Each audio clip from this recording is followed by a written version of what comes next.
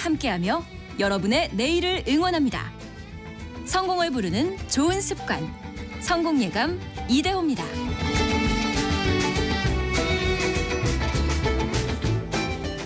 성공예감 이대호입니다. 2부의 문을 열겠습니다. 5월 31일 금요일 오전 10시 5분 함께하고 계시고요.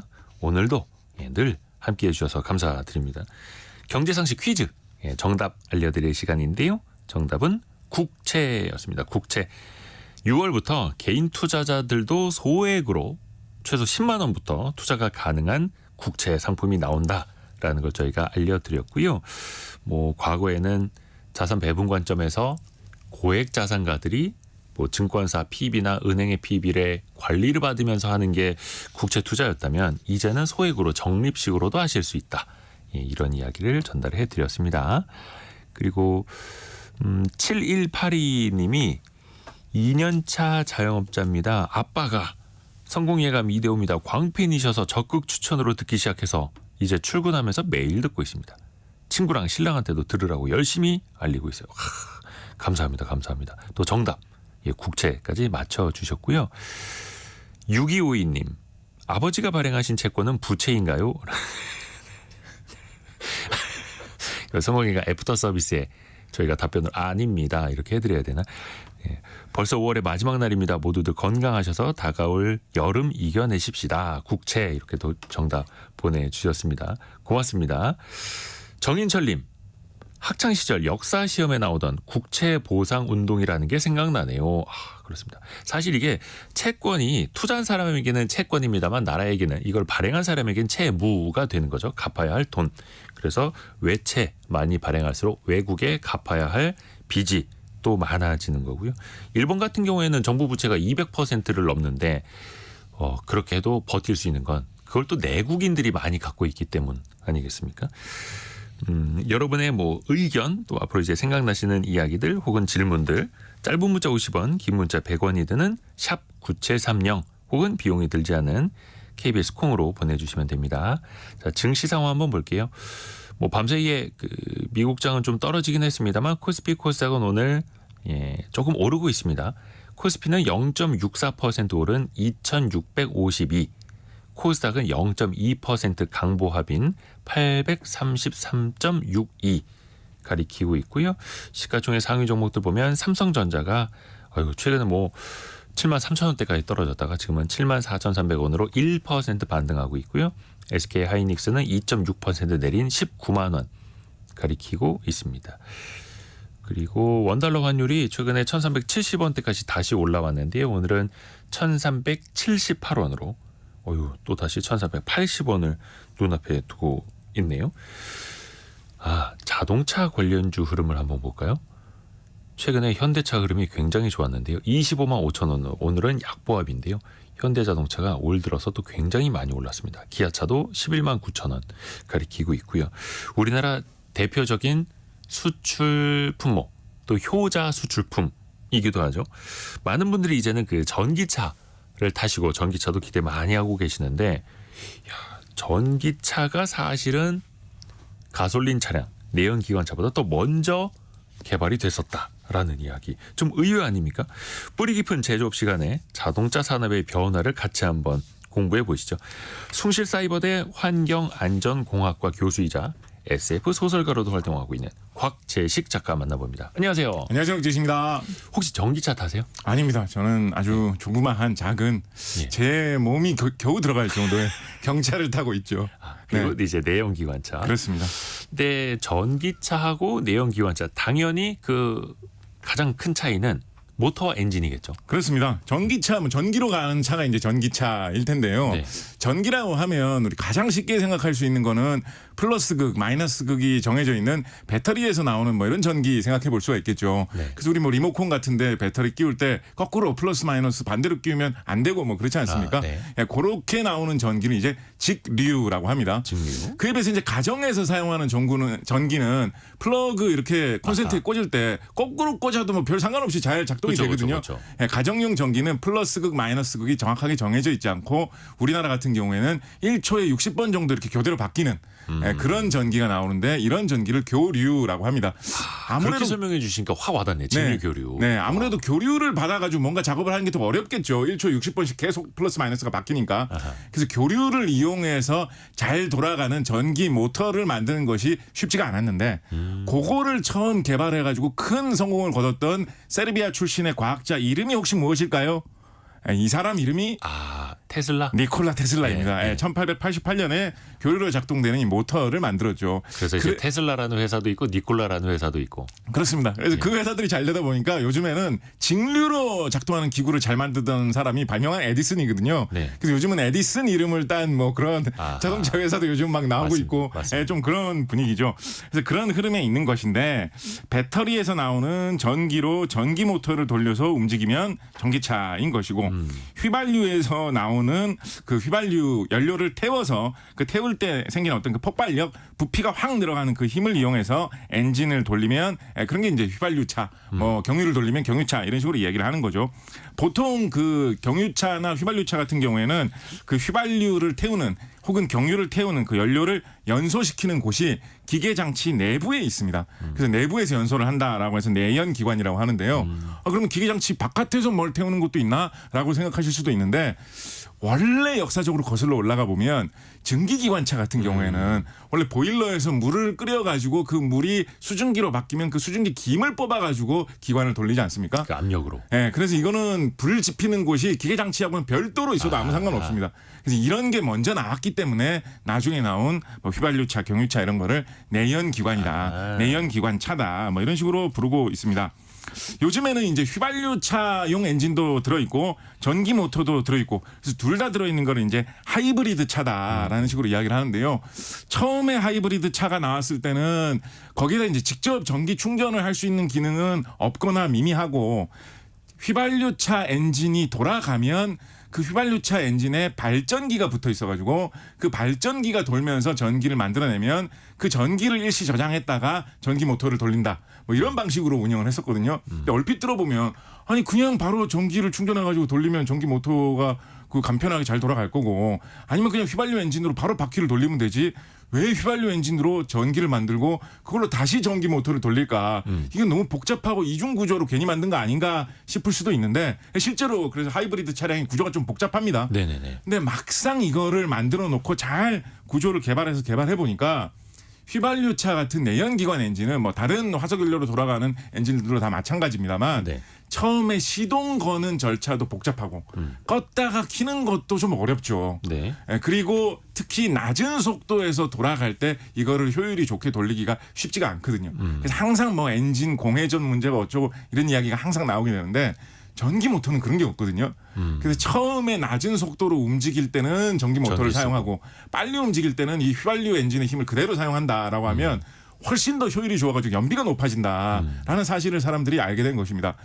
이거를 사실은 이렇게 복잡한 거를 어떻게 알아냈을까? 참 사람들이 머리도 좋다라고 생각할 수도 있는데 의외로 이 하이브리드 기술의 뿌리도 상당히 오래된 게 옛날에 뭐 요즘은 찾아보기 되게 어렵습니다만 옛날에 이제 기차 중에서 KTX 나오기 전에 무궁화호 뭐 이런 거 새마을호 이런 거 타시면 그때는 기차가 디젤 엔진 기차들이 많이 있었거든요. 네. 근데 그거 우리가 흔히 이거는 뭐 고속 전철이 아니라 디젤 엔진 기차다, 디젤 엔진 차다, 디젤 기차 이런 식으로 불렀는데 그때 당시의 기차들도 사실은 내부 구조를 뜯어보면 네. 이미 1970년대에 우리나라에서 이 기관차들을 도입했을 때부터 그 기차 안에서 디젤 엔진을 돌리면 그 디젤 엔진으로 발전기를 돌려가지고 전기를 먼저 만들고 그 전기를 만든 거를 전선으로 연결해가지고 모터를 돌리는 방식으로 움직였거든요. 큰 기관차를 움직이기 위해서는 오히려 그런 방식으로 모터를 구동하는 게 더 조작하기가 좋다라고 해가지고 이렇게 내연기관 엔진하고 전기 모터를 동시에 쓰는 방식이 사실은 되게 뿌리가 깊습니다. 근데 그게 이제 21세기 들어와가지고 갑자기 빛을 발하게 된 게 하이브리드 방식이고 요즘은 순수 전기차 방식도 워낙 인기가 많다 보니까 하이브리드 방식으로 돼 있으면서 전기차 충전하는데 꽂으면 그냥 일반 전기차처럼 충전해서 쓸 수 있는 그런 방식의 하이브리드 전기차도 요즘 많이 나오고 있는데 그런 걸 이제 플러그인 하이브리드다라고 해서 뭐 약자를 따서 PHEV 뭐 이런 식으로 부르는데 뭐 이런 것도 요즘에는 많이 인기가 있는 편이죠. 아, 전기차와 그리고 하이브리드 카까지 이제 핵심은 심장인데 그 심장이 또 어떻게 변형이 되느냐 재밌습니다. 근데 이게 역사적으로 보면 앞에서도 잠깐 말씀을 해드렸습니다만 내연기관차보다 전기차가 더 먼저 개발이 됐다. 이게 역사적으로 어떻게 되는 거예요? 이게 사실은 사람이 타고 다닐 수 있는 차를 개발한다는 게 쉬운 일이 아니었거든요. 예, 그럼요. 그래서 이제 처음에 개발될 때는 아무래도 구조가 단순하고 만들기 쉬운 것부터 먼저 나왔습니다. 우리 집에서 어릴 때 갖고 놀던 장난감 자동차 같은 거 생각을 해보면 네. 장난감 자동차 갑자기 안 움직이게 되면 뭐부터 한번 바꿔보죠? 모터. 안에 배터리부터 바꿔봅니다. 배터리. 보통 예. 그죠? 근데 뭐 장난감 자동차 갑자기 안 움직이게 됐다고 뭐 주유소 가서 휘발유 조금 넣어야 되겠다 이런 경우 없잖아요. 네. 그래서 하다못해 장난감 자동차도 전기 모터로 구동되는 거다라는 걸 네. 생각을 해보면 전기로 움직이는 차량의 구조가 얼마나 훨씬 더 단순하고 또 고장도 안 나고 쉽게 만들 수 있는지 좀 짐작을 할 수가 있죠.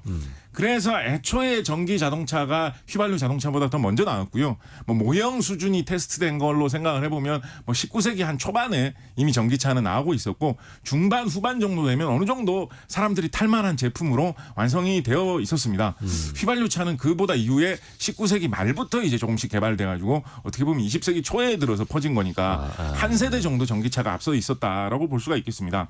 우리나라 역시도 어떻게 보면 우리나라가 더 묘한데요. 네. 우리나라 역시도 사람들이 처음으로 타고 다니던 상업적으로 통상적으로 운영을 실시한 대중교통 수단이 뭐냐라고 하면 언뜻 생각해 보면 아무래도 증기기관 기차가 제일 먼저 운행하지 않았을까 생각할 수 있는데 우리나라 같은 경우에는 간발의 차이로 처음으로 운행했던 경인선 인천에서 서울로 오는 기차 노선이 1899년 9월에 운행이 됐었는데 네. 조선시대 말기죠.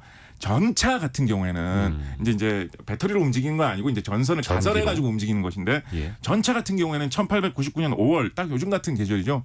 한 기차 일반적으로 증기기관차로 움직이는 기차보다도 오히려 한 4개월 정도 빨리 먼저 운영을 했었기 때문에 우리나라 역사에서는 제일 먼저 돌아다니던 대중교통 수단이 사실은 전기로 움직이는 게 제일 먼저였다. 전차. 네, 라고 보시면 되고요. 그래서 금년이 우리나라의 대중교통 수단이 도입이 된 지 125년째 되는 해고요.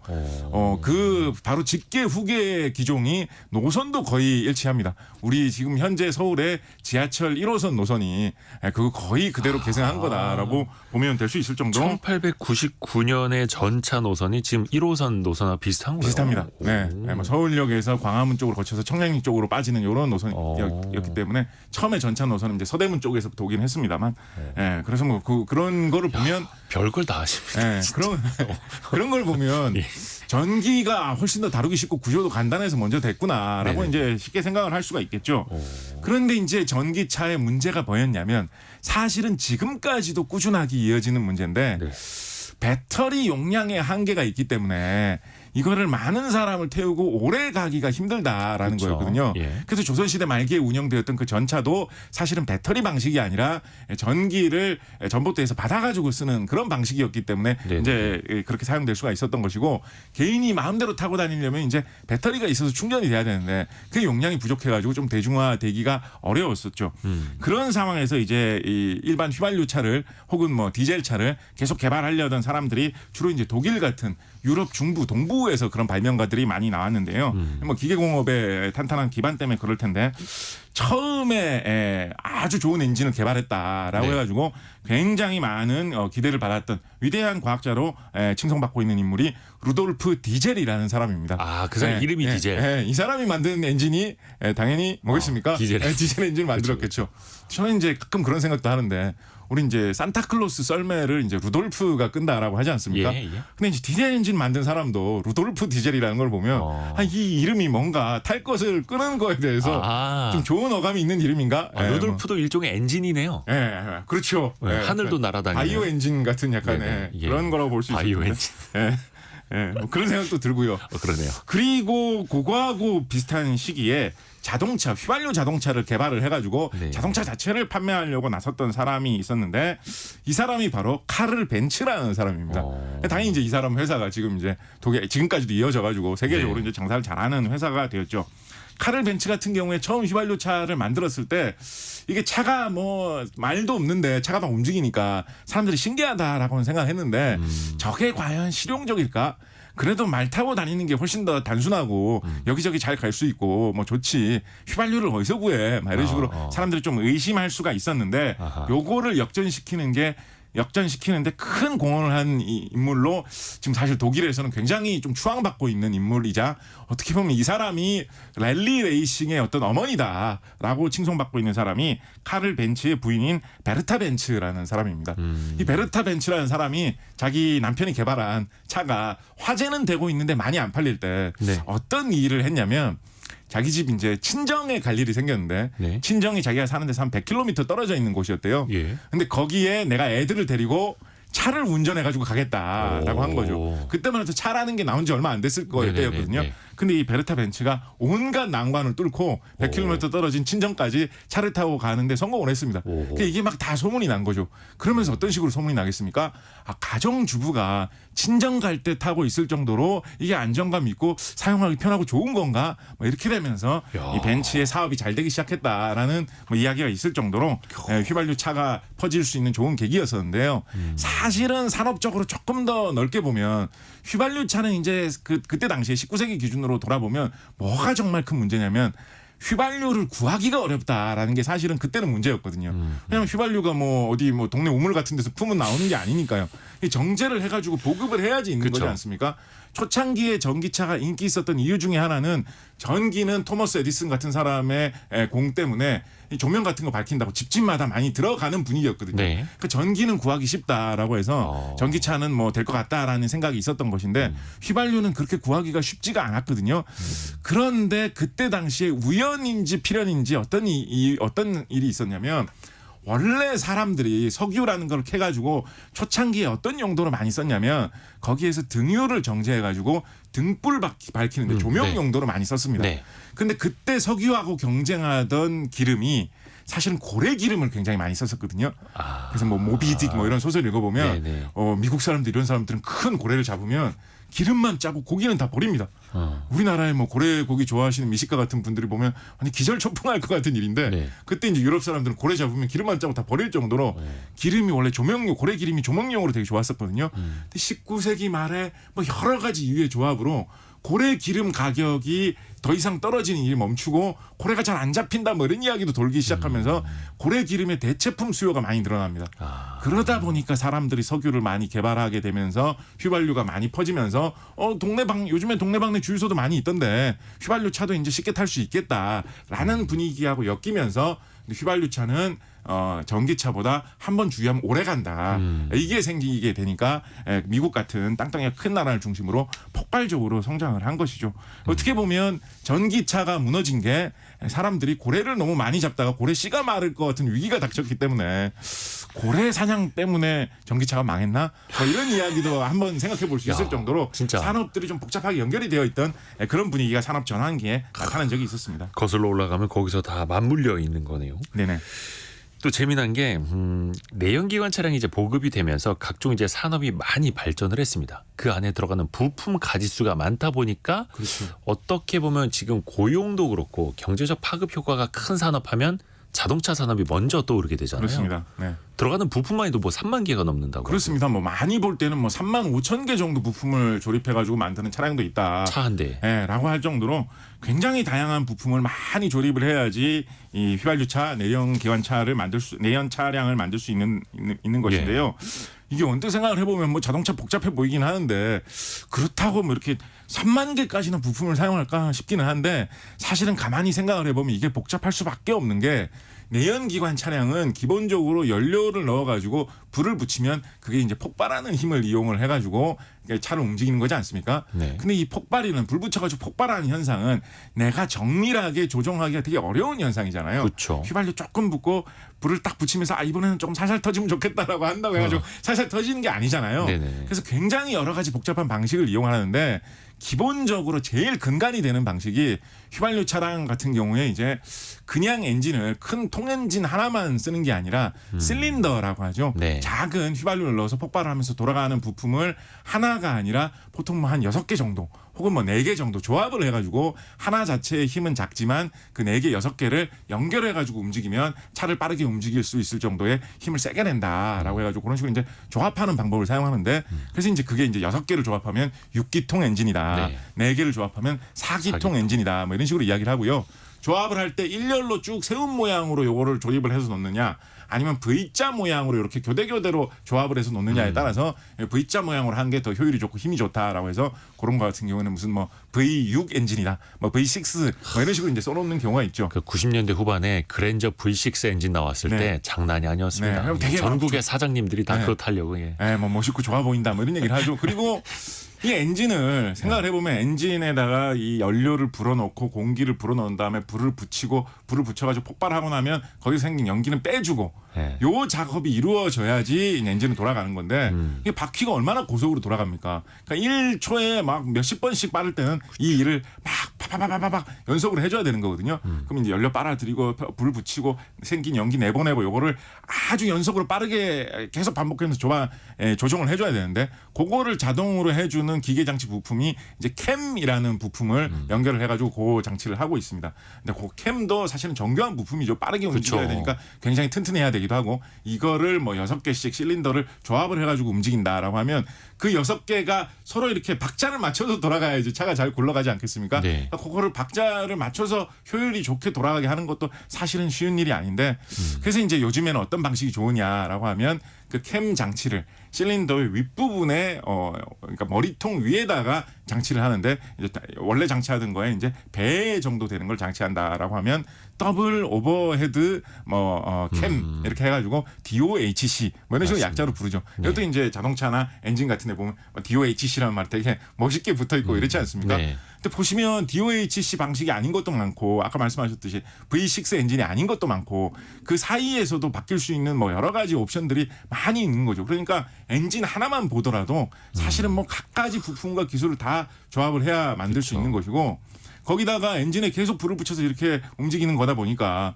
이게 뭐 하다못해 엔진을 식히는 일도 사실은 굉장히 중요한 일이거든요. 그렇죠. 그러니까 냉각수를 부어가지고 엔진을 식히는 일이라든가 뭐 이런 것도 있고 더군다나 계속 폭발을 시키는 거니까 소음도 크게 나거든요. 그렇죠. 그러니까 그 소음이 나갈 때 그 소음을 줄여주는 장치, 흔히 이제 머플러라고도 하고 이제 뭐 업계에서는 속어로 마후라 이런 식으로도 많이 이야기를 하는데 약간 일본어투로. 네, 예. 머플러 같은 것도 사실은 생각해 보면 엄청나게 신기한 장치입니다. 머플러가 없으면 자동차 소리가 진짜 사람이 온 힘을 다해서 제일 크게 지를 수 있는 소리보다 자동차에서 더 큰 소리가 나거든요. 소음. 네, 그런데 그 소음을 머플러가 이제 다 잡아준다라고 생각을 해보면 그것도 사실은 굉장히 신기한 장치인데 뭐 그런 그러네요. 사소한 거에도 별의별 부품이 다 붙기 때문에 사실은 자동차가 별별 기술들이 다 조합돼서 만들어지는 굉장히 신기한 장치고 말씀하신 대로 그런 만큼 여러 가지 기술을 가진 중소기업들이 부품을 공급하면서 살아가기에 사실은 굉장히 좋은 그런 산업군이었죠. 이 머플러가 쉽게 생각하면 연통 아닙니까? 연통. 그렇죠. 그런데 거기에 우리가 평소에는 그 고마움을 모르는데 작은 구멍 하나만 놔보면은 내 차가 방구차가 되거든요. 장난 아닙니다. 차량의 소리가. 야, 그럴 때 이제 고맙다라는 걸 한번 또 예전에 느끼게 되는 거고. 예전에 폭주족들이 일부러 뭐 머플러에 구멍 낸다 뭐 이런 맞아요, 얘기 맞아요. 있었는데 방방방방 거리려고. 네네. 그리고 그걸 또 잡아주는 그 고무 같은 패킹들이 있거든요. 그렇죠. 네. 차의 떨림이 다 이어지지 맞습니다. 않게. 네. 그 패킹 하나만 찢어져도 차가 덜덜덜덜 맞습니다. 떨립니다. 네. 그래서 진짜 그런 미세한 부분 하나하나가 3만 개 이상 모인 그렇습니다. 게 지금 우리의 내연기관 차량 하나라는 거고요. 근데 이게 전기차 시대로 가면서 부품 수가 확 줄어들잖아요. 그렇습니다. 이게 뭐 많이 이야기하기로는 3만 개의 부품이 19,000개로 줄어든다. 네. 많이 줄어든다고 보면 뭐 15,000개로 줄어들 수도 있다. 뭐 이런 이야기를 하거든요. 그러니까 전기차의 어떤 개통하고 기존의 휘발유 차량을 만들 때 필요한 어떤 이런 장치적인 그런 설계하고 비교를 해보면 이것도 필요 없고 예를 들어서 휘발유 엔진이라는 게 전기차에는 일단 필요 없을 거 아닙니까? 그렇죠. 전기 모터만 있으면 되지 않겠습니까? 그런 식으로 해보면 뭐 이렇게 줄어든다라고 이야기를 하는데요. 조금 엄밀하게 살펴보면 네. 뭐 절반으로 그러면 부품이 필요 없어지는 거냐 개수가 라고 하면 그거는 좀 아닐 수는 있습니다. 왜냐하면은 이제 사실은 전기차 부품도 세부적으로 들여다보면 전기차니까 내부적으로 구성을 하는 게 다 전기회로 전자회로거든요. 네. 그러니까 거기에 들어가는 조그마한 부품 하나하나 우리 라디오 뜯어보면 그 뒤 안에 온갖 부품들 다 들어있듯이 그런 것까지 다 개별적으로 생각을 한다 그러면 세밀하게 따지면 전기차도 부품 숫자는 많지 라고는 이야기할 수 있는데 진짜 문제 더 큰 문제는 뭐냐면 기존의 휘발유차 생산할 때 굉장히 중요했던 부품이 전기차에서는 별 필요 없어지는 게 많아가지고 그 연결이 안 되는 기존의 휘발유차 납품을 하던 그 부품 회사들과는 다른 부품을 생산하는 그 부품의 수요가 전기차에서는 높아지고 기존 부품 수요는 없어진다라는 게 그쵸. 사실은 큰 문제죠. 일단 뭐 제일 먼저 아까 말씀드렸던 것처럼 그 복잡한 휘발유 엔진이라는 게 일단은 필요 없어지고요. 근데 훨씬 더 구조가 단순한 전기 모터가 있으면 되는 거고요.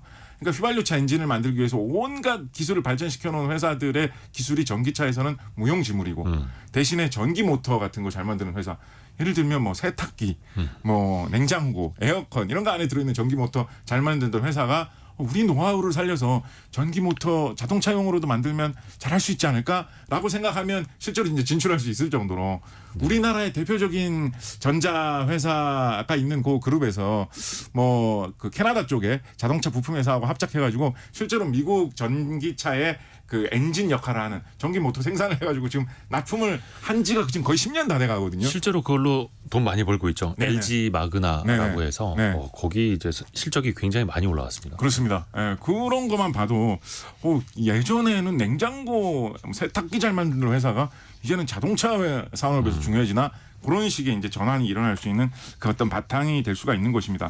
또 큰 거가 굉장히 빠지는 게 전기차 같은 경우에는 뭐가 없어지냐면 기존의 휘발유차는 아까 말씀하신 대로 엔진을 돌릴 때 연료를 폭발시켜서 움직이는 그 좀 제어하기 힘든 힘을 가지고 차를 움직였기 때문에 네. 속도를 조절하고 시동 걸고 끄고 할 때 그거를 조절해 줄 수 있는 흔히 이제 우리나라에서는 기어라고들 많이 부르는 변속기라는 장치가 들어가가지고 차의 속도가 느릴 때부터 높을 때까지 부드럽게 톱니바퀴들을 조합을 해가면서 그거를 조절해 줄 수 있는 좀 특수한 장치가 필요했었거든요. 그래서 예전에는 그러니까 예전도 아니고 지금도 수동으로 차량을 조작을 하면 막 클러치를 넣었다가 뺐다가 기어를 넣었다가 뺐다가 하면서 좀 복잡하게 조정을 해야지 그쵸. 차를 출발시켜가지고 높은 속도로 끌고 갈 수가 있죠. 네. 그래서 그거를 이용한 그 복잡한 변속기라는 장치가 꼭 필요한데 우리 선풍기 같은 경우에 전기 모터로 돌아가는 선풍기 같은 경우에 네. 뭐 약풍으로 돌리다가 강풍으로 돌리고 싶다고 해가지고 뭐 클러치를 넣었다가 뺐다가 기어를 조작하는 게 아니잖아요. 그쵸. 그냥 버튼만 띵 누르면 약풍이 강풍으로 확 바뀌고 약풍 버튼 다시 누르면 다시 약풍으로 바뀝니다. 네. 전기차도 사실은 이 원리가 그대로 적용이 되거든요. 그래서 기본적으로 전기차는 그 복잡한 변속기라는 장치가 기본적으로 필요 없습니다. 그러니까 뭐 그거에 준하는 다른 장치를 좀 이제 사용하는 경우들이 전기차가 고도화되면 좀 나타나고 있긴 한데 네. 그래도 휘발유차에 변속기에 이제 비할 바는 아니거든요. 그럼 그 변속기를 개발하는 그 많은 회사들, 인력들, 변속기에 들어가는 부품을 납품하는 회사들 입장에서는 이제 좀 당황스러워지는 거죠.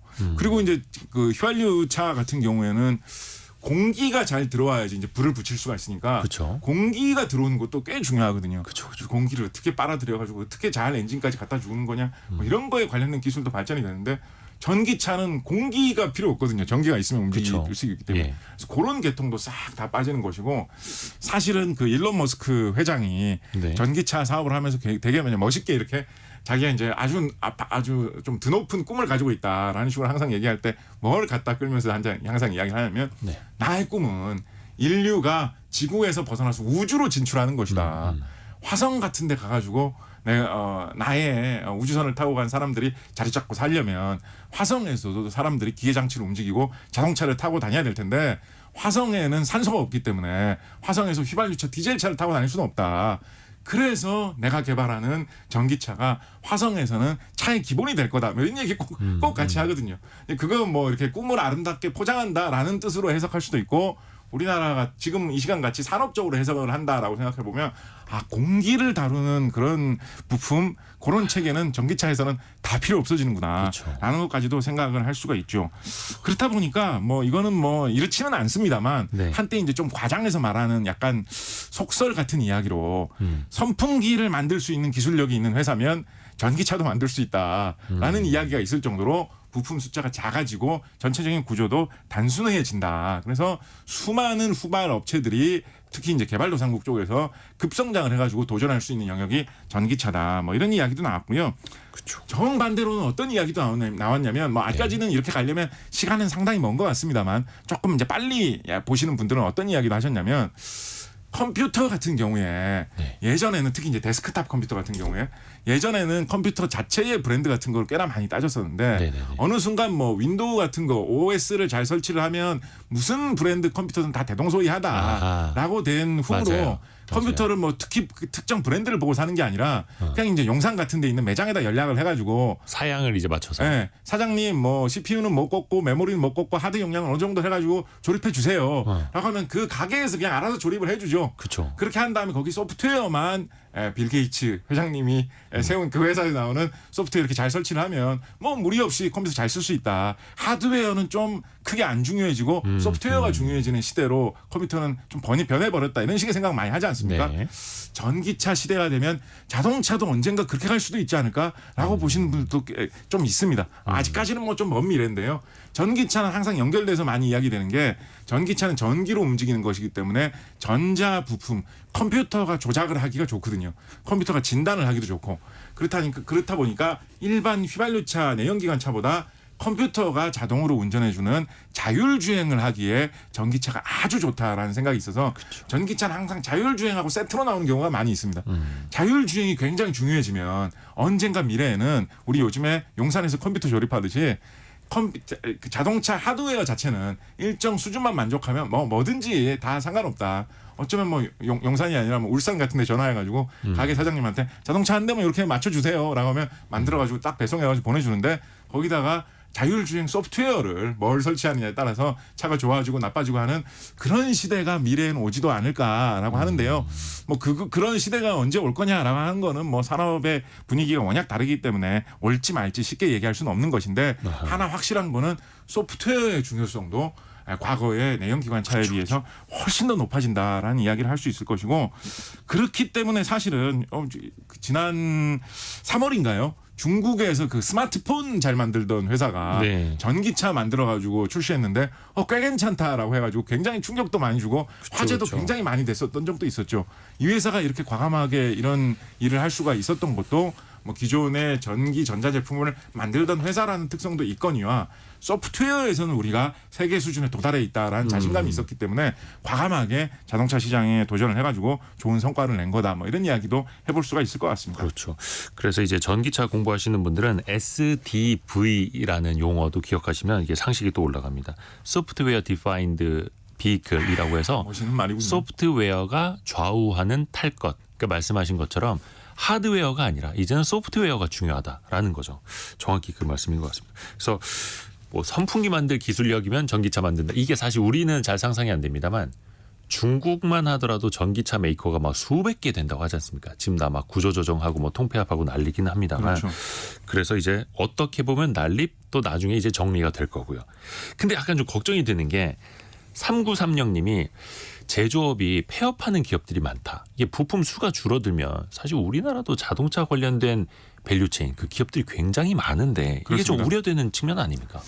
사실은 굉장히 많이들 걱정하고 있는 이야기고요. 작년 2월에 중소벤처기업연구원에서 발표한 자료를 보면 모든 차가 전기차로 다 바뀌게 되면 우리나라의 자동차 부품 업체 3,249개가 소멸할 거다. 회사 수가요? 네, 회사 숫자로 30%가 소멸할 거다라는 뭐 전망을 내놓은 적도 있거든요.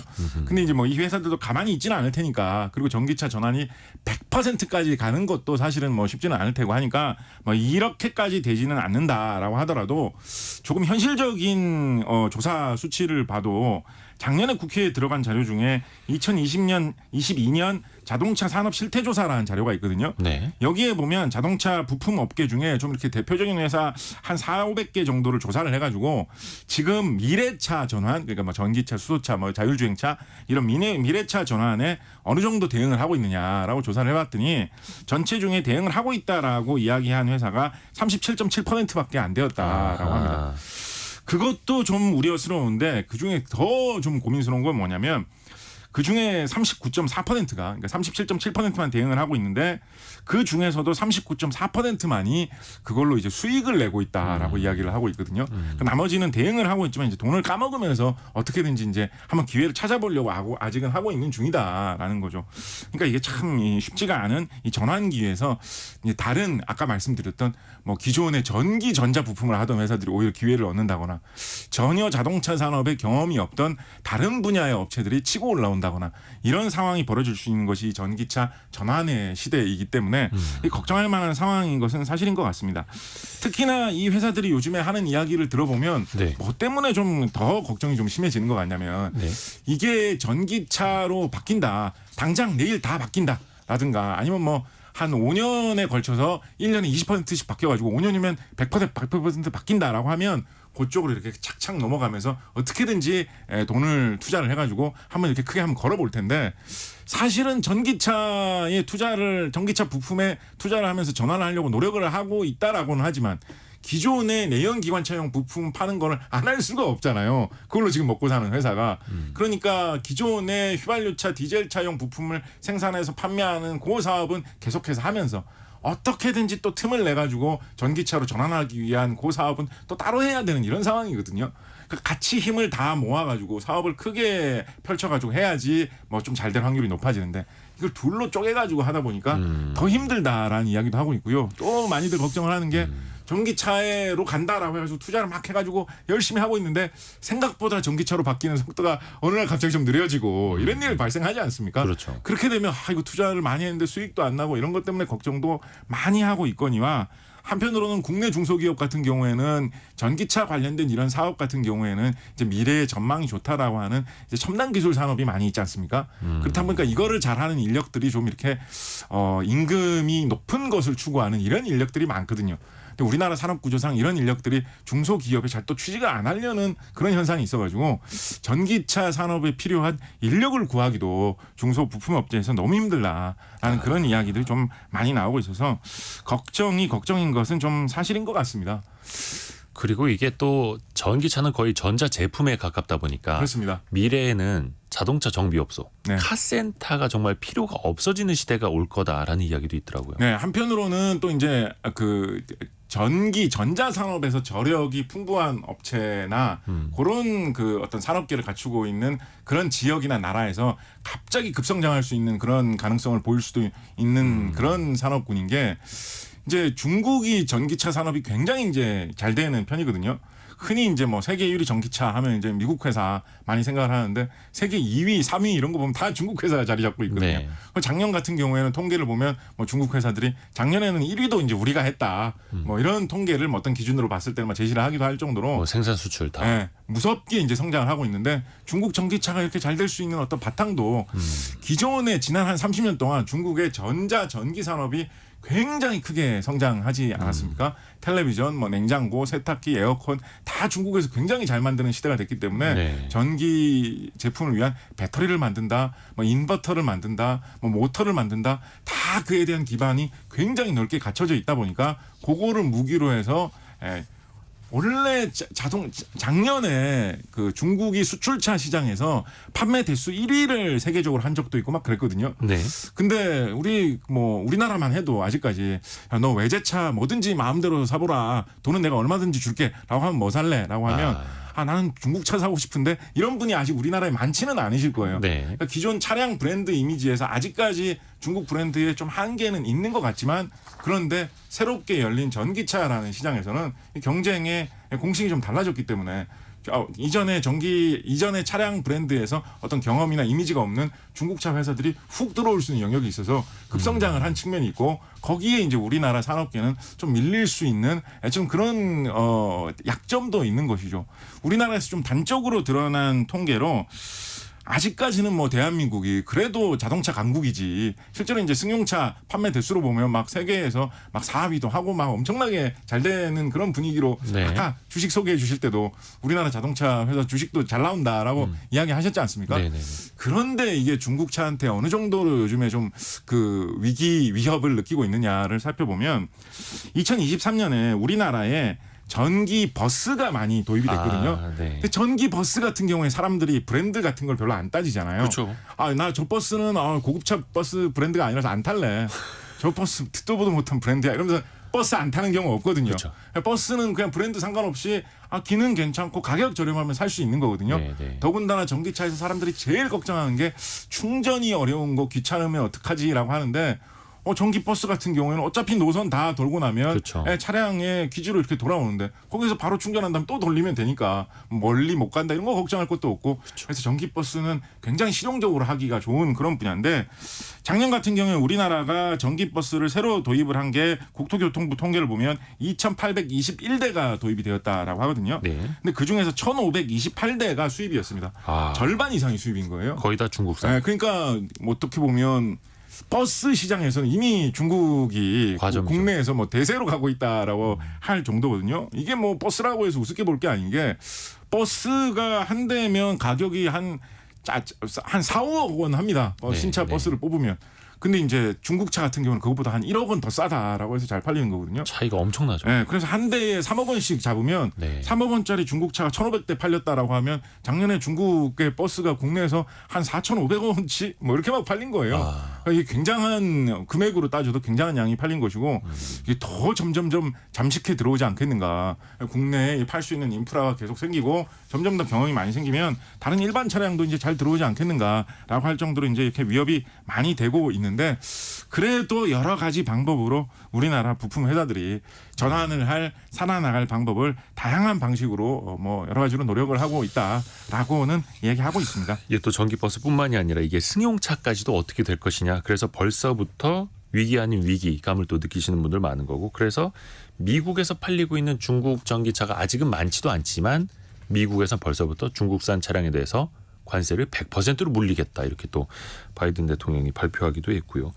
야 벌써 시간이 다 지나갔습니다. 벌써 정말 이렇게 됐군요. 어디까지 알고 있는지 끝을 알 수 없는 작가 곽재식 작가와 함께했습니다. 고맙습니다. 감사합니다. 감사합니다. 정보센터 라디오 정보센터 다녀오겠습니다. 지난달 전 산업 생산이 자동차 생산 호조에 힘입어 1.1% 증가하며 한 달 만에 증가세를 회복했습니다. 반면 소비 흐름을 보여주는 소매 판매액 지수는 한 달 전보다 1.2% 감소했습니다. 하이브가 임시 주주총회를 열어 한 달 넘게 갈등을 빚던 어도어 이사회를 1대3 구도로 재편해 장악했습니다. 어도어는 민희진 대표가 오늘 오후 기자회견을 개최한다고 밝혔습니다.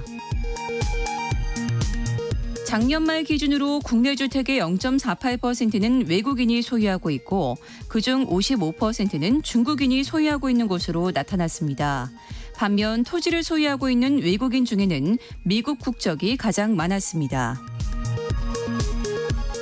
트럼프 전 미국 대통령의 성추문 입막음 돈 의혹 사건 형사재판의 배심원단이 트럼프 전 대통령에게 제기된 34개의 범죄 혐의에 대해 만장일치로 모두 유죄라고 판결했습니다.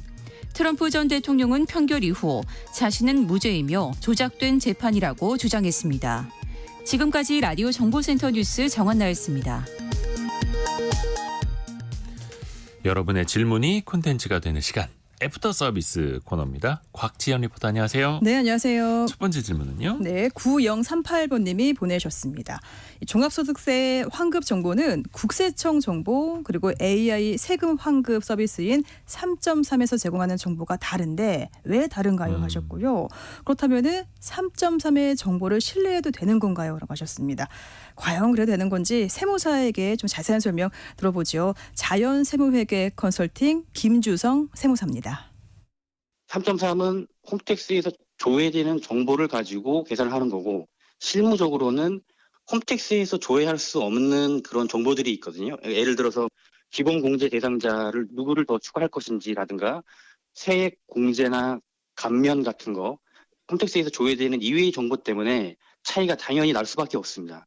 반신반의인데 어느 정도는 이제 홈택스에서 조회되는 정보를 기반으로 하다 보니까 분명히 한 50% 정도는 맞을 수도 있는데 나머지 50%는 다를 수밖에 없죠. 왜냐하면 실무적으로 하다 보면 해당 납세자의 다른 소득이 있을 수도 있고 요즘에 종합소득세 신고 안내문도 어떻게 보면 잘못 나오는 경우도 있거든요. 그래서 100% 신뢰할 수는 없고 퍼센트로 따지자면 뭐 50% 정도만 따를 수 있다라고 저는 생각합니다. 네, 그러니까 잘 따져 네. 보셔야 되겠죠. 자, 이어서 또 개인연금 세금 그리고 기타 소득의 세금 환급이 국세청 앱에는 없고 이 3.3에 있어서 30만 원 정도 차이가 있다고 합니다. 그럼 이 3.3에서 환급 신청하는 게 유리한가요?라고도 보내셨는데요. 다시 김주성 세무사의 설명입니다. 3.3이 유리할 수 있죠. 만약에 기타 소득 같은 경우는 그 소득 금액이 300만 원 이하면 그걸 종합과세 할지 분리과세 할지 선택할 수 있는데 만약 연금 소득이 합산되더라도 만약에 15% 이하 종합세율 구간을 적용받는 상황이면 기타 소득을 종합과세해서 그 다음에 먼저 원천 징수한 세금을 기납부세액으로 환급받는 게 유리할 수 있는데 말씀하신 대로 3.3은 그걸 반영해서 환급을 해주고 국세청에서는 그걸 반영을 못하고 있다면 3.3이 그 부분에 대해서는 좀 더 유리할 수 있습니다. 그러니까 국세청도 요즘엔 다 이제 전산화로 많은 데이터를 끌어옵니다만 거기에서 다 확보하지 못한 데이터를 또 누가 더 많이 보여주느냐 그 차이일 수도 있겠네요. 맞습니다. 네, 자, 이어서 청취자 박성춘님은 골프는 세금이 비싸다고 들었습니다. 그럼 골프 칠 때 세금은 얼마나 붙나요? 사실은 그린피가 더 비싸고요. 그린피가 워낙 비싸서 물론 이제 세금도 붙기는 합니다만 네. 그린피에 비하면 또 많아 보이진 않아요. 일단은 특정 물품을 살 때나 특정 장소에 입장할 때 내는 개별 소비세가 붙게 되는데요. 네. 이게 정액 방식이더라고요. 12,000원이 붙습니다. 과거에는 회원제 골프장에만 이 개소세가 붙었는데 작년 7월부터는 비회원제 골프장에도 개소세가 부과가 되고요. 네. 그리고 이 개별 소비세의 30%에 해당하는 교육세, 농어촌 특별세도 부과가 되고요. 여기에 10%를 또 부가가치세로 매기게 되는데 보통 한 2만 원대 초반이라고 하니까요. 또 많다고 하면 많지만 또 적다고 하면 네. 또 적을 수도 있는 그런 금액일 것 같습니다. 네. 그리고 이어서 6169번님은 곧 유류세가 또 올라가는 건가요? 유류세 지금 한시적으로 인하가 되고 있는데 그 한시가 계속 연장 벌써 9차례 연장이 됐습니다. 2021년 11월부터 유가 많이 올라서 또 인플레이션 때문에 정부가 유류세를 이제 감면하고 있는데 최근에 4월 말에 또 연장을 했거든요. 네. 이게 6월 말까지입니다. 가장 최근에는 2개월씩 연장을 하고 있거든요. 기존에는 막 6개월씩 연장을 하다가 6월 말에 과연 유류세를 되돌릴 수 있을까요? 그러면 휘발유만 하더라도 205원, 경유는 212원이 그냥 올라가는 효과가 나타나는 건데 글쎄요. 정부가 또 한 번 어떤 판단을 할지 좀 지켜봐야겠네요. 네. 자, 그 다음은 청취자 정진권님. 중동에서는 기름값이 어느 정도인지 궁금합니다라고 보내셨습니다. 요거 재밌습니다. 사우디아라비아 정말로 기름 많이 나는 나라인데 거기에서는 얼마일까? 리터당 환산을 해보면 휘발유 가격이 0.6달러, 우리나라 돈으로 한 850원 정도 되니까 리터 기준으로는 우리의 반값 정도 되는 거죠. 근데 네. 사우디가 우리 반값이면 싸긴 싼데 그렇게 또 싼 건 아니네. 네네. 과거에는 2010년대 초반만 하더라도 0.1달러대였습니다. 그게 한 5배 이상 오른 거거든요. 예. 사우디 내부에서. 왜냐하면 사우디 정부가 보조금을 국민들에게 많이 줬었는데 재정난 때문에 그 보조금을 많이 줄였다고 하고요. 또 사우디 입장에서는 이 기름을 많이 수출해야 되는데 국민들이 너무 싸다고 너무 많이 써서 네. 수출할 게 모자라는 거예요. 그래서 오히려 국민들이 많이 쓰지 못하게 하려고 보조금을 줄이고 휘발유 가격을 더 인상시켰다. 이런 분석들도 나오고 있습니다. 그렇군요. 곽지연 리포터 고맙습니다. 고맙습니다. 자, 내일은 기다리던 토요일. 토요일엔 또 주말판 별책 부록이 방송되는 날이죠. AI, 인간지능의 시대를 이 책을 직접 쓴 경희대 김상균 교수와 함께 읽어봅니다. 일라디오 그리고 유튜브에서 동시에 함께 하실 수 있고요. 내일 또 뵙겠습니다. 성공예감은 오늘도 여러분을 응원합니다.